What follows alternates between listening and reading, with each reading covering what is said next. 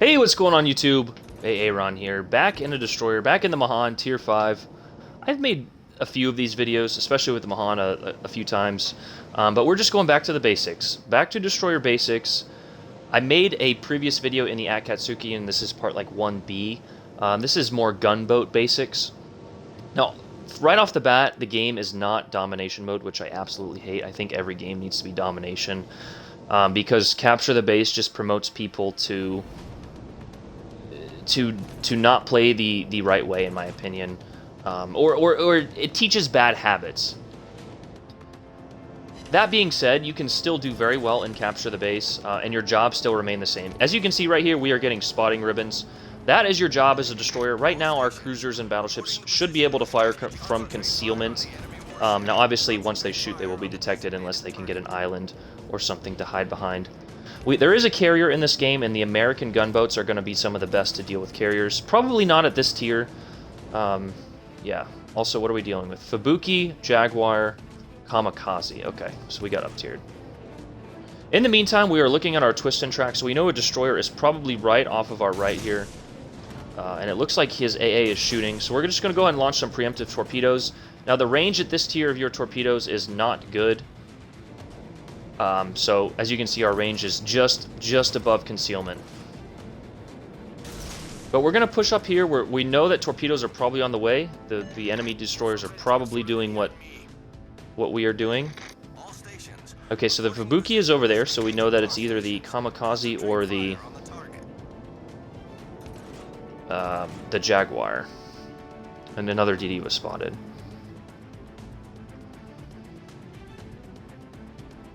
So right now, I went ahead and retreated. I was pushing pretty aggressively there. We could have pushed a little bit further and probably found that destroyer. It looks like, yeah, the destroyer is right on the edge of our detectability here. Our twist and track, that is the little half circle at the top of the screen. That is telling us that there is a destroyer here. In the meantime, we can think about smoking up, but we're gonna get our torpedoes off.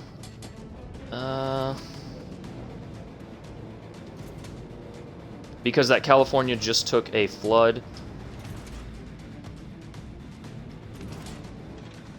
Again, patience as a destroyer player will pay dividends. And we're probably going to smoke up here because it looks like their planes are incoming. A feature that Wargaming has yet to implement is... Okay, so it's the Kamikaze.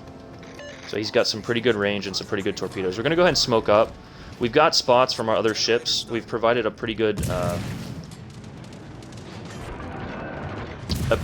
you know, push for our team, and that is a permanent fire. So right now we're going to focus the California and think about launching our other set of torpedoes at this Koenig.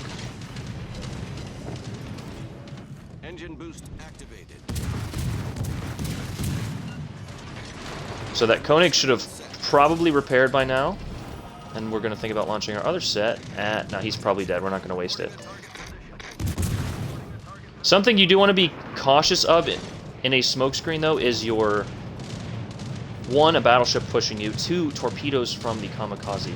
If I was a Kamikaze player, I would definitely be pushing my smokes... How is that not a flood? I would definitely be targeting the smokescreen with torpedoes. Okay, so we got detected. A little... Yep. What did I say? There we go. Now, the Kamikaze, I think, is actually right there. There he is. Yep. So now, we need to do job 1A of gunboats, and that is kill destroyers. Enemy destroyers. And the Americans exceed at this a lot better than most other nations.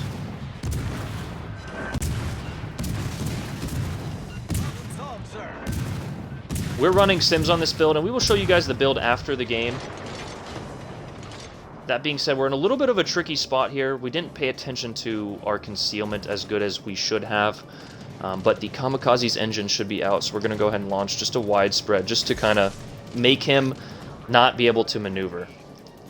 That, at the same time, we're going to try and... no. Turn into torpedo planes. Torpedoes, direct front. Might have got us. Nope, yep. Perfect example of why you should turn into torpedo planes. They cannot They cannot cross-drop you if you turn into them. Well, they can cross-drop you, but they can... The torpedoes come at you single file, like that, and you can very easily dodge them and also cause them not to arm. Sorry, I'm trying to play the game and talk right here.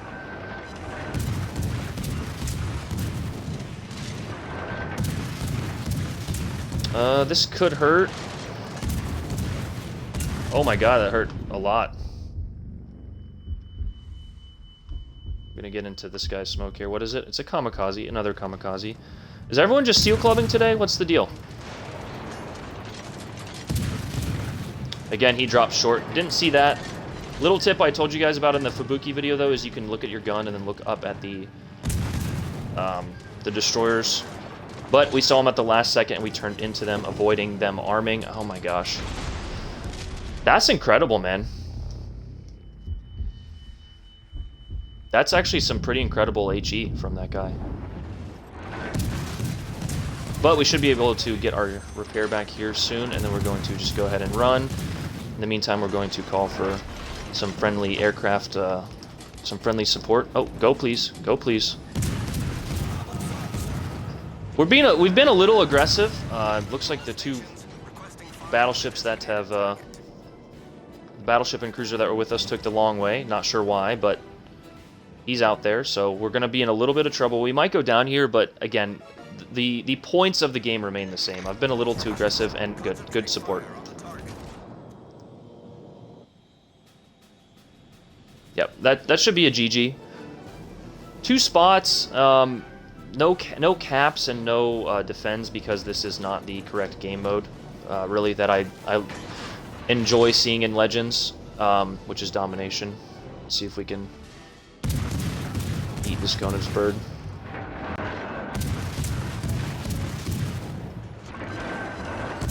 We're shooting AP right now because it's a broadside light cruiser, and as you can see, chunking him for a decent chunk of damage every salvo, every 2.5 seconds here.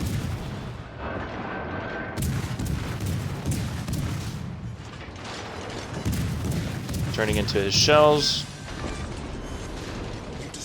My repair parties are, or my RNG with their AT shells, not great.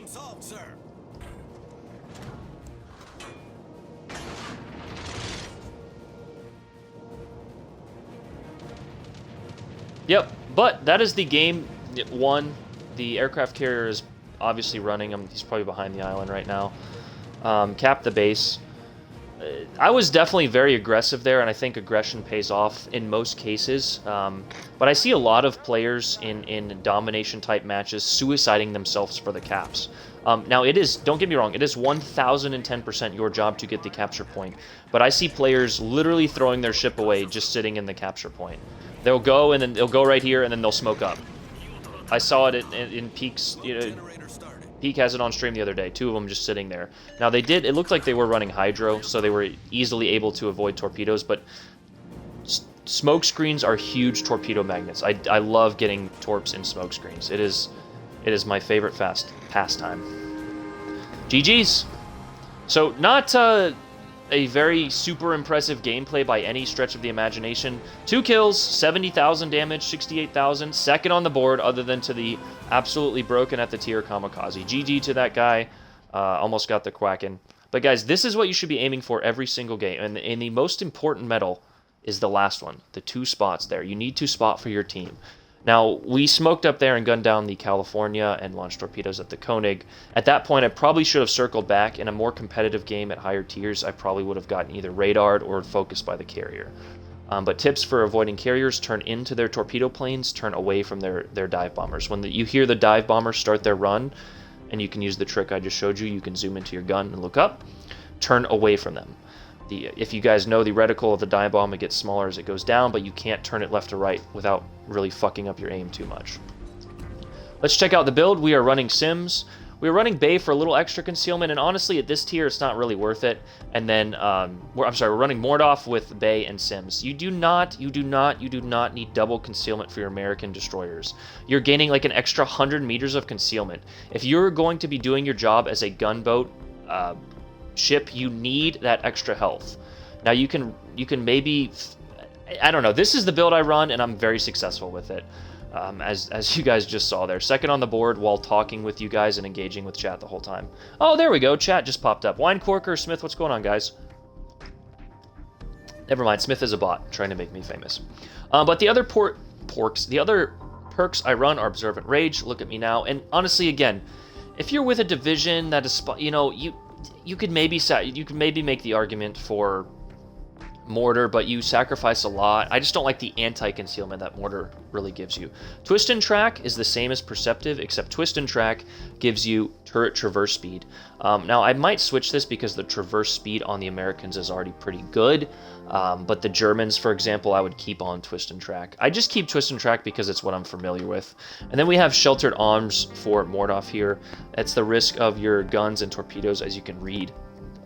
Reduce risk of them becoming incapacitated, which is absolute. I don't think it works as it should, because you saw us lose a bunch of shit from the Julio Cesar shooting HE. So, you know, maybe it works, maybe it doesn't. I don't know. It's something that we would love to test in training rooms, as I mentioned in an earlier video, but of course, no training rooms. I think that's why they don't release training rooms, but moving on. Guys, that is Destroyer Basics Part 2A. Your job is a gunboat. It only changes a little bit. Instead of spotting, capping, and torping, it's spotting, capping, and killing other DDs. In the meantime, you can definitely launch your torps. But our primary job there was to get that kamikaze, and with the help of the carrier, we did that pretty well. So, you know, again, not a perfect video. I do these live, so I talk and I play at the same time, so sometimes I miss a lot of... I miss... It's easier to go back and re-record, but I hate doing that. And I'm just... It doesn't sound good on with my setup. So this is what I got, and I hope you guys enjoyed that. Hope it was informative. I hope all the new players flock into Legends learn a little bit. But yeah, that's the video. Aaron out. Peace.